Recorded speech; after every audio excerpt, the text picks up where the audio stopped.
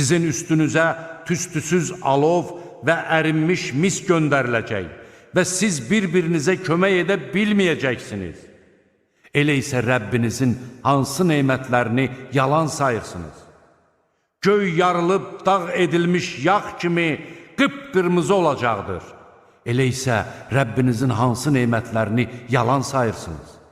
O gün nə insan, nə də cin günahı barəsində sorğu-sual olunmayacaqdır. Elə isə Rəbbinizin hansı nemətlərini yalan sayırsınız? Günahkarlar simalarından tanınacaq, kəkillərindən və ayaqlarından yaxalanacaqlar. Elə isə Rəbbinizin hansı nemətlərini yalan sayırsınız? Budur günahkarların yalan hesab etdikləri cəhənnəm. Onlar onunla qaynar su arasında dolanacaqlar.